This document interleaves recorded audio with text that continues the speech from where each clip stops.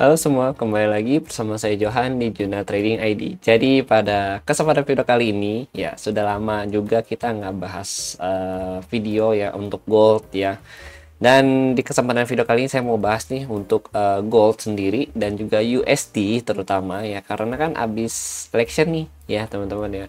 Habis election, terus kita juga udah tahu siapa yang menang gitu kan. Ya sekarang kita mau bahas nih hasilnya tuh apa sih dan dampaknya untuk yang berkepanjangan ya ke depannya tuh bagaimana gitu teman-teman gitu.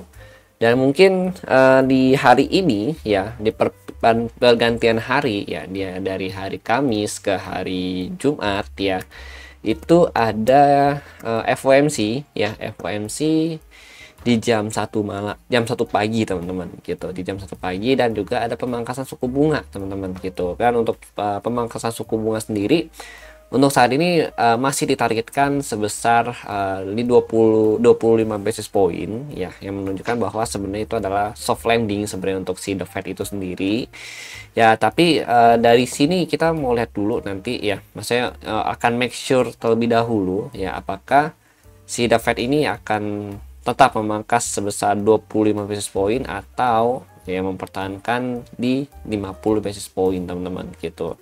Soalnya kan seperti yang kita tahu juga ya, target dari si The Fed itu sendiri untuk akhir ya pertemuan di tahun ini sekitar 125 basis point teman-teman, yang menunjukkan bahwa sebenarnya masih ada 75 basis point lagi yang harus dipangkas gitu oleh si The Fed itu sendiri ya, dimana pemangkasan pertama 2 bulan kemarin itu sebesar 50 basis point teman-teman gitu. Oke, jadi mungkin enaknya di sini kita lihat dulu untuk news ya. Newsnya itu untuk hari ini, karena ini hari Kamis ya, ini ada dari GBP ya, dari pound sterling itu ada BOE ya, Bank of England interest rate decision. Di sini kalau kita lihat juga BOE menurunkan sebesar 25 basis point teman-teman untuk IR dia gitu. Lalu kemudian dari Amerika di jam 20.30 ya, ini Amerika ya, ada ini jobless claim ya. Itu kalau kita lihat klaim pengangguran juga sudah kurang bagus untuk US ya, dari 216 ke 223 teman-teman gitu ya. Dan after that belum ada lagi, dan akan disusul ya, akan disusul dengan FOMC statement ya, dan juga the Fed interest rate decision ternyata di jam 2 malam, jam 2 pagi teman-teman gitu. Nah, di sini kalau kita lihat emang ada penurunan suku bunga ya dari 5% ke 4,75 ya. Yang menunjukkan di mana ini kalau kita lihat memang dia The Fed itu menurunkan sebesar 25 basis point teman-teman untuk penurunan suku bunganya gitu ya. Jadi dari The Fed Watch Tool juga ya, kalau kita lihat nih ini ya, Watch Tool. Oke, ini ya, jadi kalau kita lihat nih,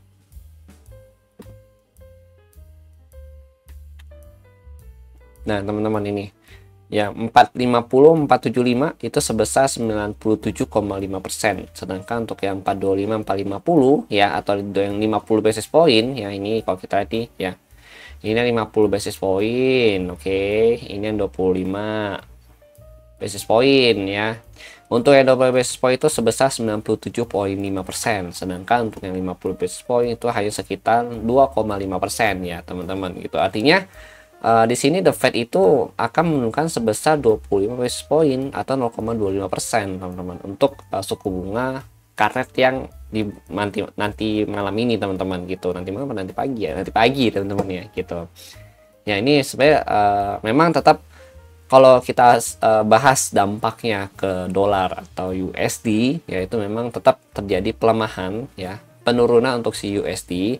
Tapi kalau kita bahas dampak untuk ekonomi ke depan itu bagaimana, sebenarnya ini adalah pengorbanan negara untuk si rakyatnya ini, supaya ekonomi di sana tuh bisa berjalan kembali ya, dan juga ada perputaran ekonomi teman-teman gitu. Sebenarnya ini untuk meningkatkan CPI dan juga PPI ya di US itu sendiri, yang nanti akan berdampak ke tenaga kerjanya dia juga gitu teman-teman gitu kan. Pasar tenaga kerja juga udah lesu nih ya teman-teman ya, karena CPI sama PPI juga melemah gitu kan, disebabkan karena inflasi yang cukup tinggi gitu teman-teman. Nah, guna untuk mencegah hal tersebut ya semakin memburuk ya, makanya si The Fed ya atau si pemerintah di negara tersebut harus menurunkan suku bunganya ya supaya ekonomi ya di sana tuh berjalan lagi, supaya harga-harga barang jasa barang ya di sana tuh menjadi lebih murah gitu teman-teman.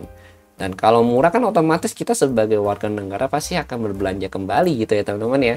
Dan itu akan menciptakan demand baru, di mana demand baru itu akan menciptakan supply baru. Dan supply baru akan menciptakan lowongan pekerjaan baru, karena pasti perusahaan ya atau pabrik gitu ya pasti butuh yang namanya pekerja baru lagi untuk mensuplai ya kebutuhan demand tersebut gitu teman-teman. Jadi kurang lebih begitulah perputaran ekonominya gitu teman-teman gitu ya. Ini saya jelasinnya mungkin terlalu lengkap ya gitu teman-teman, tapi nggak apa-apa, yang penting kalian bisa pahamin gitu. Kemudian jadi kalau kita bahas untuk jangka panjang sebenarnya ini bagus ya teman-teman ya. Dan kalau kita lihat lagi untuk yang si Trump ya, presiden baru dari si Amerika itu ya, memang kalau kita lihat kemarin itu harga emas sempat anjlok sampai kurang lebih 3,3% ya, kalau saya nggak salah kan bukan 3%, cuma saya nggak tahu kemarin itu 3,3 atau 3,2 gitu temen ya. Ya pokoknya sekitar segitu, intinya 3% ke bawah lah minusnya ya teman-teman ya. Dan itu memang apa ya, penurunan yang benar-benar ekstrim banget sih ya gitu. Lalu ditutup ya menguat, tapi yang nggak kuat-kuat banget itu tutupannya gitu ya teman-teman. Jadi dia menciptakan dominance bearish ya pada time frame daily gitu, baik itu daily, weekly ya, pokoknya itu jadi bearish dominance semua teman-teman gitu. Kalau kita di emas gara-gara penurunan kemarin gitu ya teman-teman ya gitu. Nah kalau kita lihat memang ini ya, ini saya dari Investor ID ya. Jadi kemenangan Trump ya yang unggul ketika pasar mengharapkan hasil yang lebih ketat, ditambah lagi penguatan dolar pagi ini telah mendorong harga emas turun gitu. Lalu kalau kita lihat memang Donald Trump berhasil menaik kursi kepresidenan AS dengan mengamankan diri dari 270 suara ya elektoral yang diperlukan gitu. Jadi Trump itu udah memenuhi syarat nih, udah aman dia di putaran pertama bahasanya dengan perolehan suara sebesar 270 gitu teman-teman. Nah, kemudian emas akan terombang-ambing di antara risiko inflasi yang meningkat yang bisa memperlambat laju pemangkasan suku bunga tarif yang diberlakukan gitu teman-teman. Nah, ini kalau kita lihat memang gimana ya? Jadi kebijakan dari si Trump itu nantinya ya itu bisa membuat dolarnya ini menguat kembali ya, karena memang selama kampanye pun dia akan dia juga bilang kalau mau memperbaikin ya perekonomian di Amerika teman-teman gitu. Jadi kalau saya rasa kedepannya ya untuk jangka panjang nih, kita bahas untuk jangka panjang, dolar ini akan mulai menguat secara perlahan gitu. Nah ini mungkin bang kalau misalkan card rate ya itu kan berarti otomatis dolar turun ya. Oke memang betul ya, kalau card rate pasti dolar itu turun ya, tapi penurunan dari si dolar ini hanya terjadi pada saat card rate only gitu. Artinya di luar card rate ya kayak hari-hari biasa gitu ya, itu pasti dolar akan mulai menguat kembali gitu teman-teman. Karena juga kalau saya lihat banyak pengusaha ya, terutama pengusaha-pengusaha yang besar ya di Amerika kayak Elon Musk gitu ya, itu dia sangat-sangat mendukung kebijakan dari si Trump ini gitu. Karena bagi si Elon Musk ini ya kebijakan dari si Trump ini itu mempermudah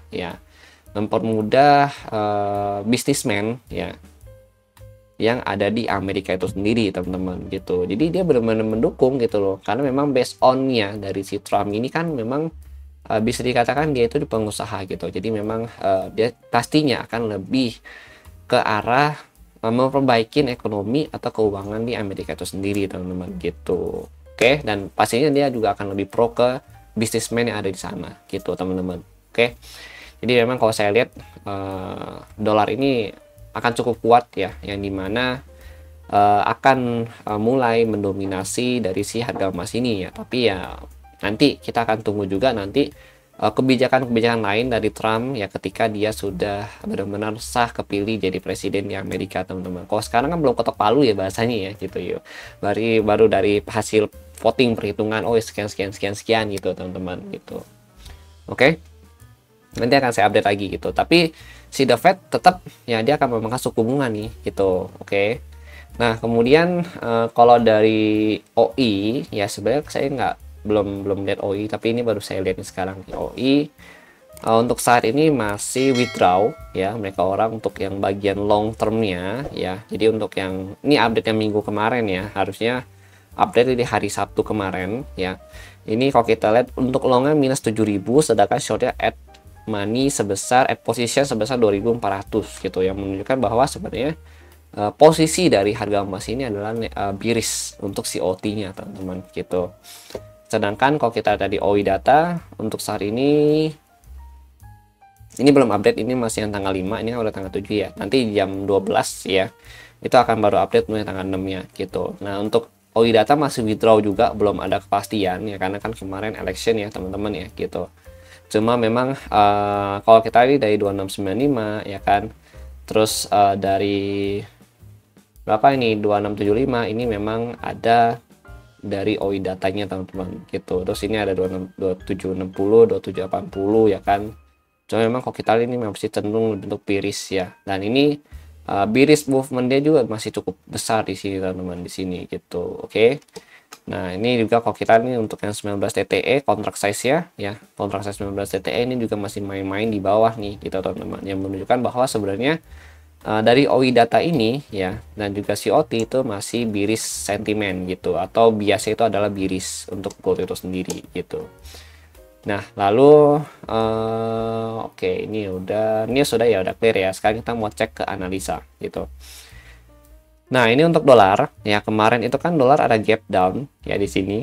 Nah, sekarang kemarin dia gap up lagi. Mantap sekali pokoknya si dolar ini ya teman-teman ya. Sekarang posisi dolar itu ada di 104,64 dengan harga tertinggi kemarin sempat naik sekitar 2% ya. Untuk dolar itu di harga 105,12 teman-teman untuk dolar gitu ya. Untuk dolar kemudian di sini kalau kita lihat dia ketahan lagi di area support ya. Support ya itu ada di sekitaran harga 104,64. Dan wow ya, sampai saat ini masih bertahan di area support ini teman-teman gitu. Dan ini ada gap yang harus kita takutin nanti ya. Dan saya nggak tahu sih ya, coba kalian boleh cek mungkin di TradingView kalian atau di beberapa platform lain ya, kayak mungkin di MetaTrader kalian ya. Ini boleh tolong bantu cek juga apakah ada gap apa enggak. Soalnya kalau saya cek di MetaTrader saya sih, di broker ya, itu sih tidak ada gap. Tapi kalau saya cek di TradingView ini ada gap gitu teman-teman. Makanya boleh nanti kalian cek ya, kalau ada mungkin atau enggaknya kalian boleh infokan di kolom komentar. Oke, terima kasih. Nah, ini ada support yang harus di breakout dulu ya. Tapi kalau memang betul ya di sini ada gap, maka ini bisa kita manfaatkan kesempatan buy euro ya, buy euro nih kesempatan gitu. Maksudnya watch short aja gitu loh, bukan yang hold jangka panjang gitu ya teman-teman ya. Untuk targetnya mana? Targetnya di gap ini sendiri teman-teman gitu. Dan memang jika memang ada gap, maka ini potensi untuk di closing sama dia pada saat cut rate nanti gitu. Oke. Ya, tapi dengan kondisi market yang sangat sentimental ini ya, sebenarnya kita nggak boleh terlalu berekspektasi lebih ke market teman-teman gitu. Karena kalau kita berekspektasi lebih ke market, nanti kita akan kecewa ke market itu sendiri gitu. Jadi sekarang trading memang harus lebih realistis saja gitu. Oke teman-teman, kalau memang in case ini nggak nutup gapnya atau ya harga lanjut naik gitu kan, ya wes lah, kita berarti harus cari setup yang memang searah ya. Kalau bisa diusahakan searah, dan juga resikonya itu agak diperketat. Yang tadi yang mungkin segini ya kan, nih segini, sekarang mungkin segini gitu ya teman-teman ya. Atau yang tadi lot size nya gede ya, lot size nya dikecilin lagi gitu teman-teman ya. Soalnya memang minggu ini sih memang luar biasa sekali ya. Udah ada election, terus kan pastinya setelah election pasti kan berpindah nih ke pemimpinannya gitu ya. Nah, itu pasti akan ada kebijakan-kebijakan baru lagi yang akan diterapkan dan juga akan dinantikan oleh pelaku pasar gitu teman-teman. Lalu ada cut rate ya teman-teman ya. Wah, luar biasa sekali dampaknya minggu ini teman-teman. Pokoknya benar-benar harus hati-hati, jangan sampai kita salah langkah ya. Kayak kemarin gold itu luar biasa, baik itu gold ya, euro ya kan, DXY, GBP, USD ya kan, tuh naik turunnya luar biasa sekali teman-teman gitu. Dan kalau kita mau nunggu, misalnya kalau bisa ya dikatakan agak aman-amannya itu mungkin minggu depan gitu teman-teman gitu. Oke, jadi gak apa-apa kalau kalian nggak trading hari ini atau kemarin tuh ya nggak apa-apa gitu. In case kalian ketinggalan nih ya, banyak pergerakan movement naik turun, it's okay gitu. Ketimbang kita harus kehilangan ya modal kita gitu teman-teman gitu. Oke, it's okay, nggak apa-apa gitu ya. Ini kalau saya lihat memang DXY dia ada sedikit penekanan dari pihak seller ya, dimana dia menciptakan low yang sama tapi high-nya ini makin kecil nih gitu, makin rendah gitu kan, berarti kan ada penekanan penjualan ya. Ini kita tinggal tunggu dia breakout dari 104.65 ini ya kan. Nanti target support terdekat itu di 104.92, baru dia bisa lanjut turun lagi ya ke harga 100 berapa nih, 103.069 gitu teman-teman. Oke, nah ini berarti ada dua area support nih yang harus dibablasin dulu sama DXY gitu teman-teman. Nah di sini ya gitu, nih support-supportnya gitu. Dan kalau memang dia belum bisa break dari area support itu ya, maka DXY ini masih akan potensi lanjut naik lagi, retest ke 105 atau bahkan ya bisa lanjut sampai ke level harga sini 105.52 gitu teman di sini ya. Ini adalah the next resistance ya untuk si DXY itu sendiri gitu. Nah di sini ya 105.52 gitu teman-teman. Oke, kemudian ini untuk gold ya. Nah gold ini ada beberapa zona memang sebenarnya karena dia posisinya kemarin itu ada bearish candle di daily ya, jadi ada beberapa ada sebenarnya dua level yang perlu kalian perhatikan untuk saat ini teman-teman gitu. Yang pertama itu di level harga 100 di 2687 ya. Terus yang kedua itu di 2700 sampai 2710 teman-teman gitu. Jadi kalau kita lihat di 4 hours ya, nah dua level ini 1 2, nah ini adalah area yang memang potensial kita untuk jadiin sebagai zona sell gitu. Jadi kalau misalnya ditanya bang lebih prefer mana kalau untuk sell, sebenarnya kalau untuk saya lebih prefer di 2710 teman-teman gitu, atau mendekatin 2710 gitu ya. Intinya di zona yang inilah gitu ya. Oh, sorry jelek banget nih kotaknya ini aja. Nah dia zona-zona sini teman-teman, karena ini kan zona area support ya. Ini breakout nih gitu kan, berarti kan potensi dia untuk retest ke sini terus dia turun itu lebih besar gitu teman-teman. Oke, ini bisa nggak bang? Ini bisa juga, cuma memang tapi resikonya pastinya agak besar juga gitu teman-teman. Oke, jadi gitu. Nah kalau kita ngomongin lagi untuk sell di bawah saat ini ya, tunggu dia break 37 ke bawah dulu kita baru sell. Nanti targetingnya itu di sini di 2622 sampai 2606. Nah ini target sell kita gitu loh. Target sell ketika dia break di 37 ke sini ya, baru ini jadiin sebagai target buy ya. Area buy kita nih 2622 2606 ya, untuk pullback balik lagi ke 2638 sampai 2660 gitu teman-teman. Oke, jadi memang kalau kita ngomongin skenario ya, ini skenario saya sih ada beberapa skenario, cuma saya masih prefer untuk coba ngambil sell di sini lagi, nunggu lagi ya dengan target di sini sampai terendahnya di sini ya. Nanti di sini saya baru coba ngambil skenario buy ya. Targetnya pertama di 2637, 26560 atau sampai 2687 gitu. Oke teman-teman, kalau misalkan in case ya masih turun lagi ya, di sini kita belum dikasih nih atau cuma dikasih sampai 37 doang ya kan, berarti nanti kita tunggu lagi zona buy di sini ya, di sini sampai nanti target di 2606 atau 2600 saja gitu teman-teman. Oke ya, pokoknya saya cuma akan ngambil untuk sementara waktu ini ya, selama market belum stabil saya akan coba tunggu di zona-zona yang memang menurut saya cukup kuat aja gitu ya. Memang udah saya mapping kasih kalian nih, ini akan saya tunggu zona-zonanya gitu teman-teman gitu. Oke. Oke sih, paling itu sih yang saya sampaikan kepada kalian semua ya gitu. Itu ada beberapa zonanya yang harus kalian lihat ya. Nanti kalau misalkan kalian mau komen atau ada yang kurang jelas, boleh kalian komen di kolom komentar ya. Intinya memang kedepannya si gold ini akan cenderung untuk biris ya, biris tapi nggak yang sampai turun-turun banget lah, soalnya kan gold itu tetap safe haven ya. Safe haven itu nggak akan biris yang sampai minus atau gimana gitu teman-teman. Paling cuma bahas itu kayak koreksi weekly atau koreksi bulanan only gitu kan, yang nggak sampai merubah tren utama dari si bulanan itu sendiri teman-teman gitu. Oke teman-teman, jadi itu sih yang saya sampaikan. Terima kasih untuk kalian sudah nonton dan sampai jumpa pada video berikutnya.